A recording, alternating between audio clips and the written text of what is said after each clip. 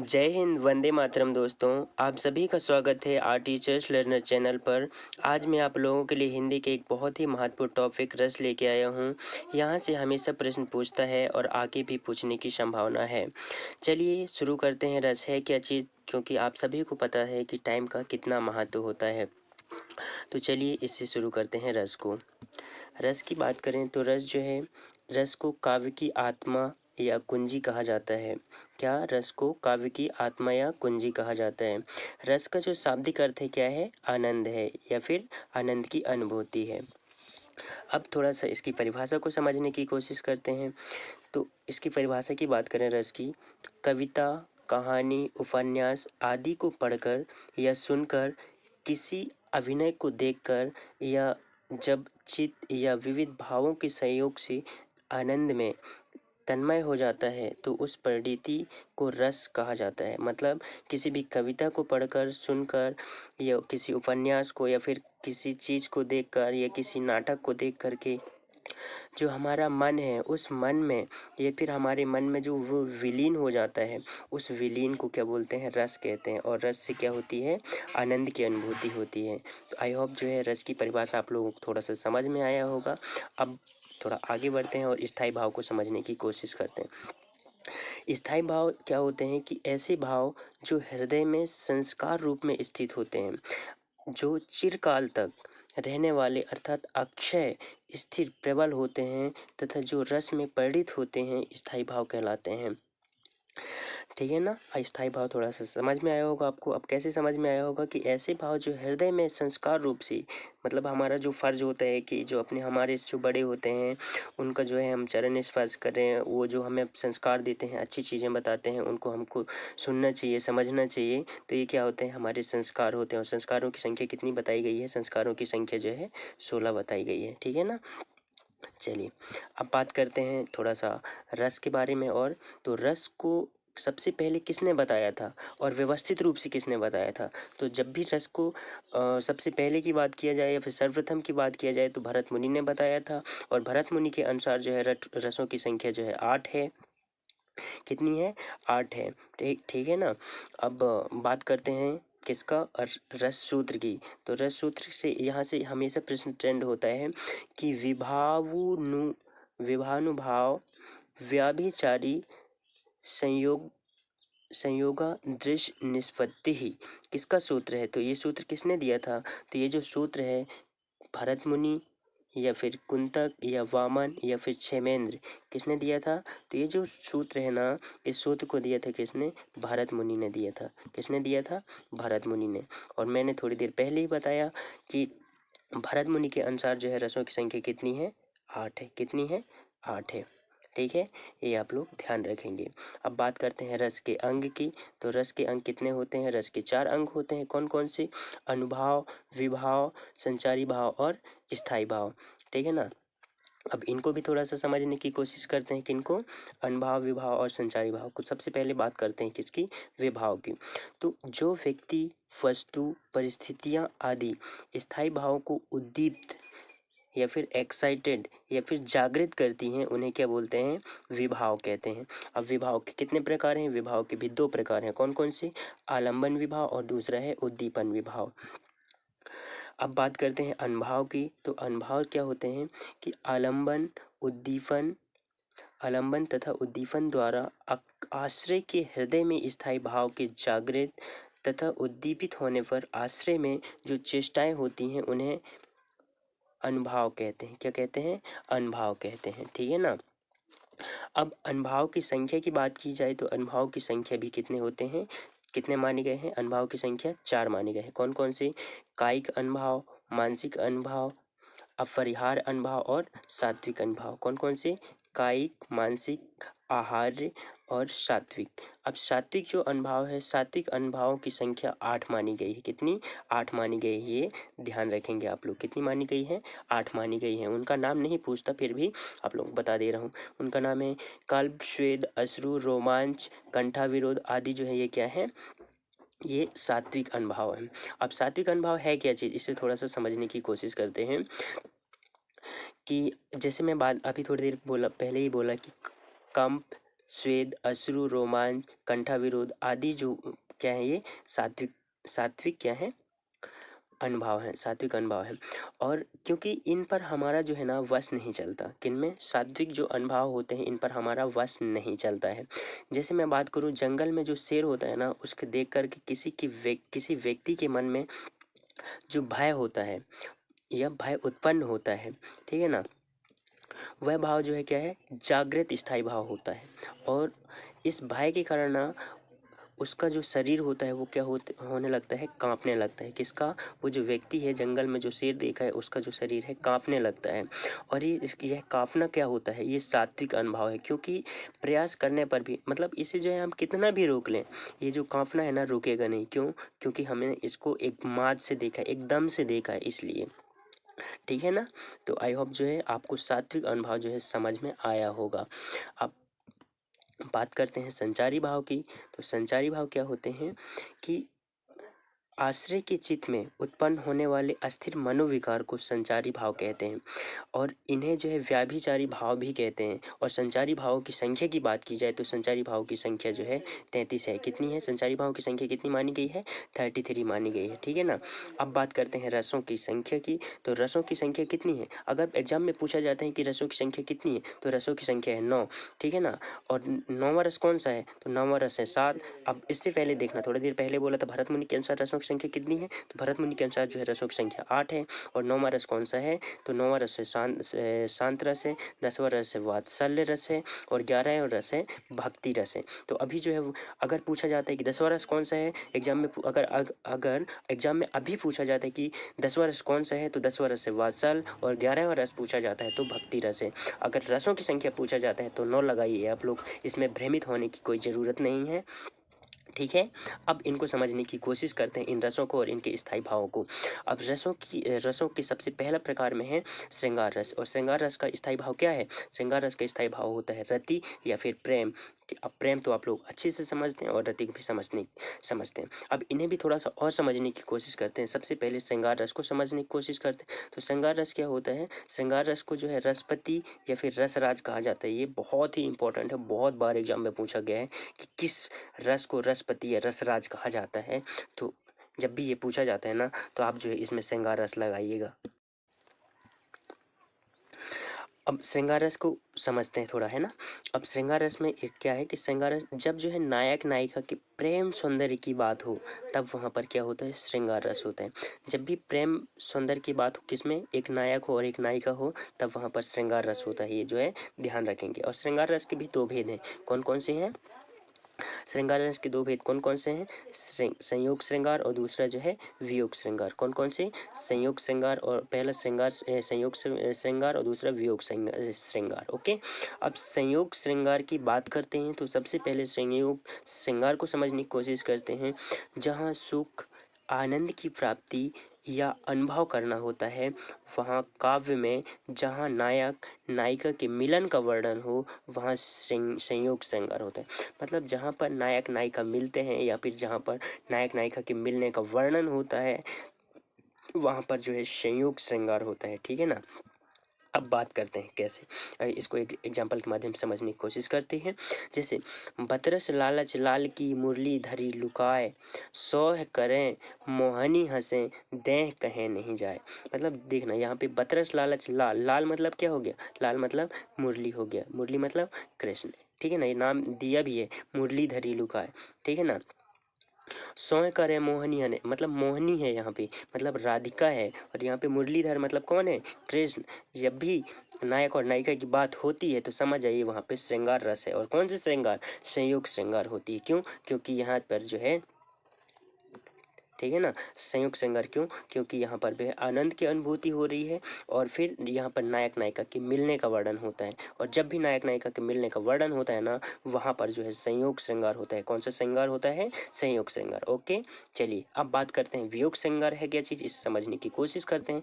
तो वियोग श्रृंगार की बात करते हैं तो जहाँ वियोग श्रृंगार, जहाँ परस्पर अनुरक्त नायक और नायिका के वियोग अथवा मिलन में अवरोध या पूर्व मिलन का स्मरण हो, वहाँ पर वियोग या विप्रलभ विप्रलंब श्रृंगार होता है। और विप्रलंब श्रृंगार को वियोग श्रृंगार के नाम से भी जाना जाता है, ये आप लोग ध्यान रखेंगे, ठीक है ना। अब इसे जो है एग्जाम्पल के माध्यम से समझने की कोशिश करते हैं। सुनी सुनी उधाव की अकह कहानी कान, को ठहरानी को था नहीं थिरानी, ठीक है ना। अब ये क्या हो रहा है यहाँ पे देखना, सुनी सुनी उद्धव की मतलब कोई बात जो है सुनी है, ठीक है ना, कोई बात जो है उद्धव की सुनी है, सुनी सुनाई वाली बात है, ठीक है ना। और जब भी सुनी सुनाई की बात की जाती है तो वहाँ पे आप जो है आंख मूंद के क्या लगा दीजिएगा, वियोग श्रृंगार। क्या लगाएंगे आप लोग, वियोग श्रृंगार या विप्रलंब श्रृंगार। ओके, आई होप जो है आप लोगों को वियोग श्रृंगार जो है अब समझ में आया होगा, ठीक है। अब बात करते हैं हास्य रस की। तो हास्य रस की बात करते हैं, नाम से स्पष्ट है, हास्य मीन्स होता है हंसना, ठीक है ना। इसका स्थायी भाव क्या है, हास्य रस की स्थायी भाव हास्य है, इसमें ज़्यादा टेंशन लेने की जरूरत नहीं है। क्या, हास्य रस की स्थायी भाव क्या है, हास्य। अब हास्य रस को थोड़ा समझने की कोशिश करते हैं कि है क्या चीज। वेशभूषा वाणी आदि की विकृति को देख करके मन में प्रसन्न होना ही हास्य है। मतलब ऐसी कोई चीज जिसको हम देख लेते हैं और हमारी जो हंसी है ना वो रुक नहीं पाती, वो हास्य रस है। जैसे यहाँ पे देखते हैं एग्जाम्पल को, बुरे समय को देखकर गंजे तू क्यों रोए, किसी भी हालत में तेरा बाल न बांका हो। मतलब एक व्यक्ति जो है वो गंजा ऑलरेडी है, ठीक है ना। अब उसका कोई भी समय हो जाए, अब उसका जब बाल ही नहीं है तो उसका बांका कैसे होगा, ठीक है ना। हंसी तो अपने आप आती है ना। तो ये जो रस है ना, ये कौन सी रस है, हास्य रस है। ओके, ठीक है। अब बात करते हैं आगे बढ़ के और करुण रस की बात कर रहे हैं। करुण रस का स्थायी भाव होता है शोक। यहाँ से बहुत बार प्रश्न पूछता है और ये बहुत ही इंपॉर्टेंट है करुण रस, ठीक है ना। दूर जाने से वियोगी, मतलब दूर जाने से वियोग और प्रेमी का जो बिछड़ना होता है ना आदि, ये क्या होता है, करुण रस होता है, ठीक है ना। एग्जाम्पल की बात करते हैं, इसे एग्जाम्पल के माध्यम से समझते हैं। और रही खरकती हाय सूल सी पीड़ा उर्मे दशरथ के, ग्लानि त्रास वेदना विमंडित साप कथा वे कह ना सके। मतलब जब जिस समय जो है जो राम ना कहाँ जा रहे थे, वनवास जा रहे थे, उस समय जो दशरथ थे ना, मतलब राजा दशरथ थे, वो जो है उनकी मतलब वो जो है मतलब जब राम और दशरथ जो है बिछड़ रहे थे तो उस समय मतलब वो जो है उनको जो श्राप दिया गया था, श्राप दिया गया था किसके द्वारा, जो वो थी ना क्या बोलते हैं, मंत्रा, उनके द्वारा, ठीक है ना, कि श्राप दिया गया था। तो वो जो श्राप था ना उसको जो है वो किसी से कह नहीं पा रहे थे, और वो मतलब उसको कह नहीं पा रहे थे, और उसी के कारण जो है राम को जो है वनवास हुई थी, और जो है ये बिछड़े थे। और जब भी क्या होता है, दूर जाने से वियोगी और प्रेमी का बिछड़ना होता है ना, वहाँ पर जो है करुण रस का उद्गम होता है, ठीक है ना। ठीक है। अब बात करते हैं वीर रस। अब वीर रस का स्थायी भाव क्या होता है, वीर रस का स्थायी भाव होता है उत्साह। और उत्साह की जब भी बात की जाती है तो सबसे पहले जो है तलवार वाली महारानी आती है, कौन से, आ, बुंदेले हर बोलों के मुंह हमने सुनी कहानी थी, बुंदेले हर बोलों के मुंह हमने सुनी कहानी थी, खूब लड़ी मर्दानी वह तो झांसी वाली रानी थी। मतलब तलवार की बात कर रही है, एक वीरांगना थी, ठीक है ना, जो झांसी की रानी थी, लक्ष्मीबाई, ठीक है ना, उनकी बात हो रही है यहाँ पे, ठीक है ना। तो ये किसकी बात चल रही है यहाँ पे, अब वीर रस मतलब लड़ाई झगड़ा की जब भी बात चलती है ना तो वीर रस होती है। और वीर रस की बात करूँ, इसको थोड़ा समझने की कोशिश करते हैं। वीर रस है किसी, इसमें जो है शत्रु का उत्कर्ष, ठीक है ना, शत्रु का जो उत्कर्ष होता है, और दीनों की जो दुर्दशा होती है, धर्म की हानि आदि को देख करके इनको मिटाने के लिए जो उत्साह जागृत होता है ना, वह विभाव अनुभव और संचारी भाव के संयोग से वीर रस में जो है किसमें हो जाता है, वीर रस में परिणित हो जाता है या फिर तय हो जाता है। तो वो है वहाँ पर जो है वीर रस का क्या होता है, उद्गम होता है। और वीर रस के भेद कितने हैं, वीर रस के भेद की बात करें तो वीर रस के जो है 4 भेद हैं। कौन कौन से, कौन कौन से, पहला है युद्धवीर, दूसरा है दानवीर, और तीसरा है दयावीर, और चौथा है धर्मवीर। ये जो है ध्यान रखेंगे आप लोग, चौथा क्या है, धर्मवीर। तो कौन कौन से, युद्धवीर, दानवीर, दयावीर और धर्मवीर, ठीक है ना। ये वीर रस के प्रकार हैं। अब बात करते हैं शांत रस की। तो शांत रस की स्थायी भाव क्या है, निर्वेदीय सम। अब बात कर, इसको एग्जाम्पल के माध्यम से समझते हैं। जब मैं था तब हरी नहीं, अब हरी है मैं नाही, सब अंधियारा मिट गया जब दीपक देखा माही। यहाँ पे माफ़ कीजिए, टाइपिंग में मिस्टेक हो गई है, इंग्लिश हो गई है। तो जब मैं था तब हरी नहीं, अब हरी है मैं नाही, सब अंधियारा मिट गया दीपक देखा माही। मतलब यहाँ पे शांति का उद्गम हो रहा है, ठीक है ना। मतलब यहाँ पे क्या है कि जब मैं था उस समय जो है हरी नहीं थे, अब हरी है तो मैं नहीं, ठीक है ना। ये उनका कहना है कि इनका जो पंक्ति है, इस पंक्ति के माध्यम से जिन्होंने भी इसको लिखा है उनकी बात कर रहा हूँ मैं, ठीक है।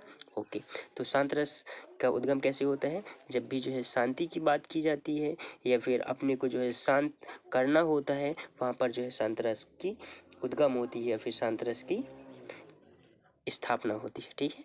अब बात करते हैं भक्ति रस की। भक्ति रस नाम से स्पष्ट है, इसमें भक्ति की बात होती है। भक्ति रस का स्थायी भाव अनुराग देवरति होता है, और रति किसका होता है? श्रृंगार रस का स्थायी भाव होता है। एग्जाम्पल की बात, इसे एग्जाम्पल से समझने की कोशिश करते हैं इसे। राम जपू राम जपू बावरे, घोर भाव नीर निधि नाम निज नावरे। इसको एक और एग्जाम्पल से समझते हैं कि मैं तो गिरधर गोपाल दूसरों ना कोई, मेरे तो गिरधर गोपाल दूसरों ना कोई। मतलब यहाँ पर भी भक्ति की भाव हो रही है ना, तो यहाँ पर कौन सी रस की निष्पत्ति हुई है? भक्ति रस की, ठीक है। चलिए आगे बढ़ते हैं। अब बात करते हैं वात्सल्य रस की। तो वात्सल्य रस का स्थायी भाव होता है वात्सल्यता, और वात्सल्यता की जब भी बात होती है तो किलकत कान गुट रूपन आवत, मनमय कनक नंद के आंगन विंब पर रिवे धावत। मतलब इसमें जो है क्या होता है, बाल गोपाल की बात होती है। बाल गोपाल मतलब कि जो छोटे बच्चे होते हैं ना, उनकी जब भी वर्णन होती है, जहाँ पर भी वर्णन होती है, तो वहाँ पर वात्सल्य रस की उत्पत्ति होती है, ठीक है ना। वात्सल्य रस की उत्पत्ति होती है, ठीक है। आई होप जो है वात्सल्य रस जो है आपको समझ में आया होगा। अब आगे बढ़ते हैं और समझने की कोशिश करते हैं विभत्स रस की, जिसकी स्थायी भाव क्या है? जुगुप्सा या घड़ा है। अब इसको समझते हैं। सिर पर बैठियो काग दो खात निकारत, खींचत जीव ही स्यार अति ही आनंद उर धारत।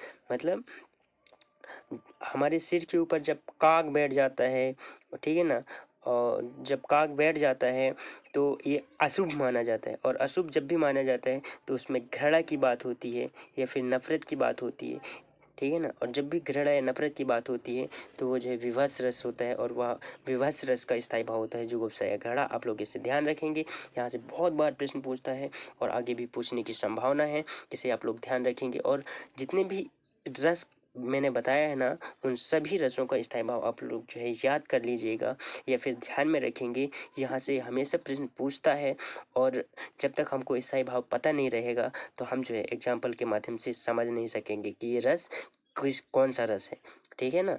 चलिए अब आगे बढ़ते हैं और रौद्र रस की बात करते हैं। तो रौद्र रस की स्थायी भाव क्या होता है? क्रोध। और एग्जाम्पल इस के माध्यम से समझते हैं कि श्री कृष्ण के सुन वचन अर्जुन क्षोभ से जलने लगे, सब सीले अपना भूल कर करतल युगल मरने लगे, ठीक है ना। तो अब यहाँ पर किस रस की बात हो रही है? रौद्र रस की। क्यों? क्योंकि यहाँ पर जो है किसकी बात कर रही है? रौद्र यानी क्रोध की बात कर रही है।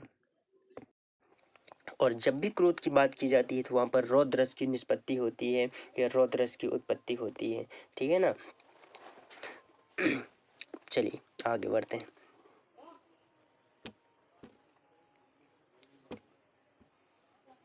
दसवां रस है भयानक रस। और भयानक रस का स्थायी भाव क्या है? भय।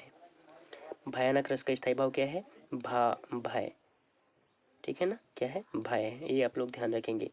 अब इसको समझते हैं इसके एग्जाम्पल के माध्यम से भयानक रस को, या फिर थोड़ा सा भयानक रस को परिभाषा के माध्यम से समझ लेते हैं। किसी भयानक वस्तु या जीव को देख करके ना भावी दुख की आशंका से हृदय में जो भाव उत्पन्न होता है, उस भय को या फिर उसे जो है भय कहते हैं। ये या फिर ये जो भय नामक शब्द की उत्पत्ति या निष्पत्ति होती है, वह क्या होता है? भय होता है। और ये इनका निष्पत्ति कैसे होती है? विभाव, अनुभव और संचारी भाव के संयोग से जो है निष्पत्ति होती है, जो क्या कहलाती है? भयानक रस कहलाती है, ठीक है। जैसे अखिल यौवन के रंग उभार, हड्डियों के हिलाते कंकाल। अब जब भी हड्डियाँ होती है ना, हड्डियों को देख करके या फिर कंकालों की जब भी बात की जाती है तो वहाँ पे डरावना शब्द का यूज, डरावना शब्द की या फिर डरावना जो है डर का भाव जो है उत्पन्न होता है। और जब भी डर की निष्पत्ति उत्पत्ति होती है तो वहाँ पर जो है भयानक रस होता है। कंचों के चिकने काल व्याल केंचुली कास सिवाय। ठीक है ना, ये एग्जाम्पल आप लोग जो है ध्यान रखेंगे, ये बहुत बार पूछा गया है। और एक और एग्जाम्पल पूछा जाता है, कौन सा, लंका की सेना तो कपी की गर्जन राव की कांप गई, हनुमान के भीषण दर्शन से विनाश ही भाव गई। मतलब जो लंका था ना, उस लंका में जो है जब कपी अर्थात जो है हनुमान जी जब गए थे तो उनकी जब गर्जना से जो है ना पूरा लंका के जो निवासी थे वो जो है कांप गए थे। और हनुमान के भीषण दर्शन से विनाश की भाव गई थी। मतलब जब हनुमान जो है अपना विकराल रूप धारण किए थे तो उसको भी डर गए थे, मतलब उसको देखकर भी डर गए थे कि अचानक से क्या हो गया, ये कौन आ गया, इधर कौन प्रवेश कर गया, इतना जो है पहरेदार होने के बावजूद भी। तो वहाँ पर जो है भयानक रस की निष्पत्ति हुई थी। ठीक है ना, चलिए अब आगे बढ़ते हैं और बात करते हैं अद्भुत रस। अद्भुत रस की स्थायी भाव क्या होता है, विश्चर्य, विस्मय या फिर आश्चर्य। अद्भुत रस की स्थायी भाव क्या है, विस्मय या आश्चर्य। आप लोग ध्यान रखेंगे, ये बहुत ही इंपॉर्टेंट है। और जैसे एग्जाम्पल की बात करूँ, देख यशोदा शिशु के मुख में सकल विश्व की माया, क्षण भर को वह बनी अचेतन, हिल न सकी कोमल काया। ये कौन सी रस का उदाहरण है, तो ये जो है सॉरी अद्भुत रस का उदाहरण है। और अद्भुत रस की बात की जाए तो किसी अधारण वस्तु या घटना को देख करके हृदय में जो हलचल होता है या कौतूहल होता है, ठीक है ना, या आश्चर्य होता है या आश्चर्य की भाव उत्पन्न होता है, जिसे जो है विस्मय कहते हैं। ठीक है ना, क्या कहते हैं, विस्मय कहते हैं। और ये जो विस्मय होता है ना, जब विभाव, अनुभाव और संचारी भाव होता है, इन तीनों के संयोग से जो रस में परिणत होता है वह जो है अद्भुत रस होता है। ठीक है ना, क्या वो किसमें क्या कौन सी रस होता है, अद्भुत रस होता है। और आगे जो है प्रैक्टिस सेट है। मैंने थोड़ी देर पहले ही बोला था कि जितने भी रचना उनका स्थायी भाव जो है आप याद कर लीजिए। और मैंने जितनी एग्जाम्पल इसमें बताया है ये जो है बहुत बार प्रतियोगी परीक्षा में पूछा गया है और आगे भी इनसे प्रश्न पूछने की संभावना है। आप ये जो है आप लोग जो है इसे ध्यान रखेंगे और इनको ज़्यादा है तो आप जो है नोट्स बना के और थोड़ा सा कहीं पे लिख लीजिए या फिर रफ में लिख लीजिए, ताकि आप जो है एक बार देखेंगे तो ये जो है आपके मन में जो है क्या हो जाएगा, आपके मन में क्या हो जाएगा, ये आ,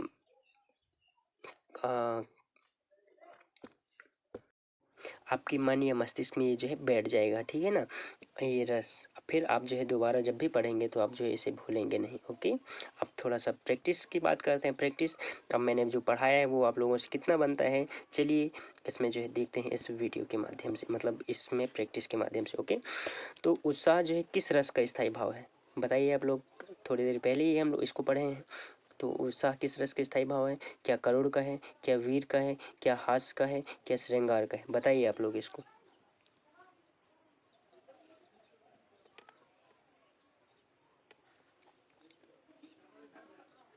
बताइए किस रस का स्थायी भाव है।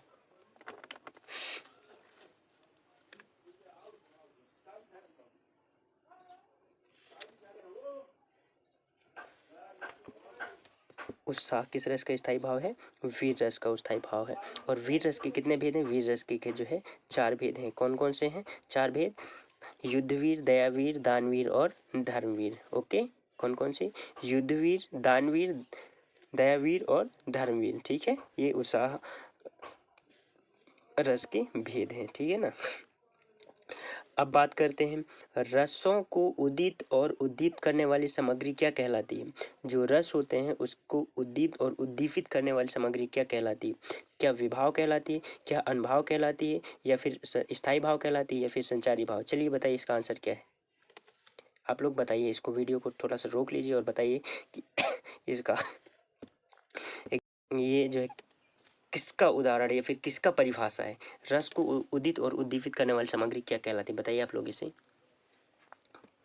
चलिए वीडियो को रोक लीजिए, मैं इसका आंसर बता दे रहा हूँ आप लोगों को। ये जो है किसकी परिभाषा है, ये विभाव की है। किसकी है, विभाव की। ठीक है, और विभाव की जब भी बात होती है ना, तो विभाव की जब भी बात होती है ना, तो इसके दो भेद होते हैं। कौन कौन से?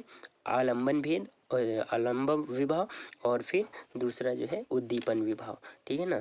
तो कितने विभाव कितने भेद हैं? दो हैं। कौन कौन से? आलंबन विभाव और दूसरा उद्दीपन विभाव। ओके, चलिए आगे बढ़ते हैं।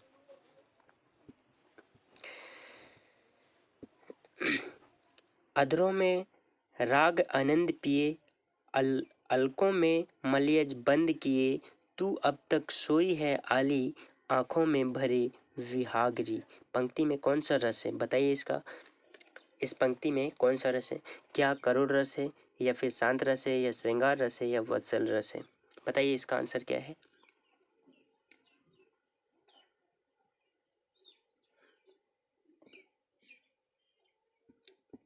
एक चीज़ इसमें थोड़ा ध्यान रखेंगे आप लोग, जब भी इसको पढ़ेंगे ना, जब भी मतलब इस पंक्ति को पढ़ेंगे, तो अधरों में राग आनंद पिए, पिए मतलब प्रिय। अब प्रिय की जब भी बात हो रही है, अब किसके लिए यूज किया जाता है? पत्नी के लिए किया जाता है या फिर प्रेमिका के लिए किया जाता है।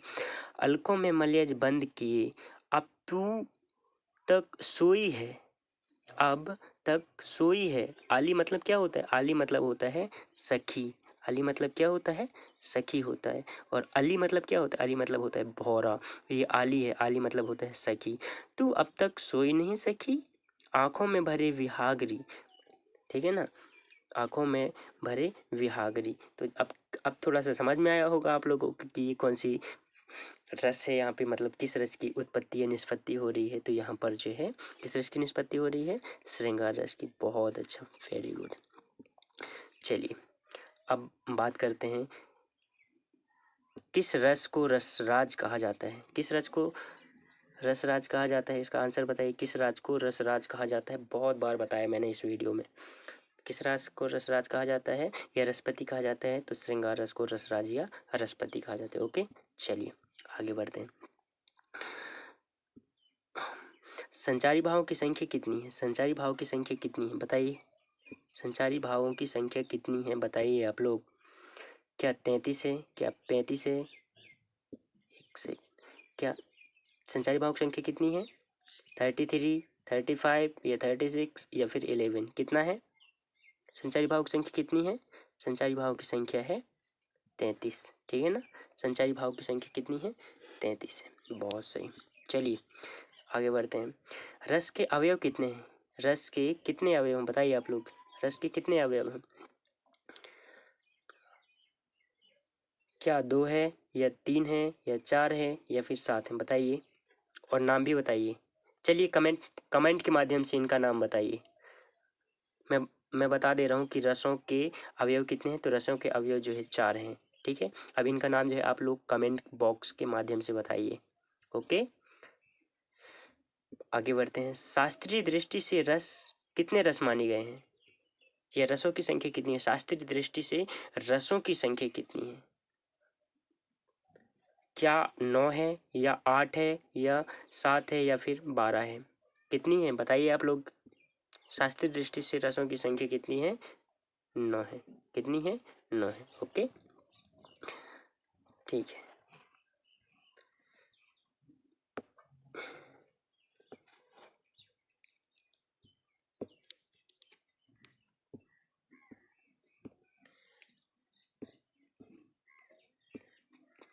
चलिए इसको करते हैं 8वां को। जहाँ सुमति तहाँ संपत्ति नाना, जहाँ कुमति तहाँ विपत्ति निदाना। पद में कौन सा रस है? जहाँ सुमति तहाँ संपत्ति नाना, जहाँ कुमति तहाँ विपत्ति नाना। कौन सा रस है पद में? बताइए आप लोग।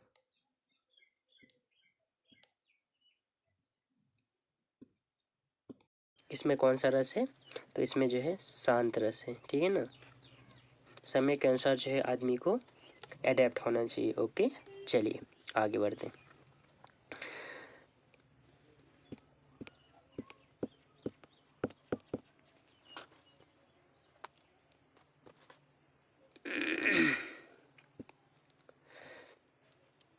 युद्ध, दया, दान आदि कार्यों को करने के लिए हृदय में जो उत्साह जागृत होता है, उससे किस रस की निष्पत्ति होती है बताइए। चलिए इसे आप लोग कमेंट बॉक्स में बताइए और ये आप लोगों के लिए प्रश्न है। ओके,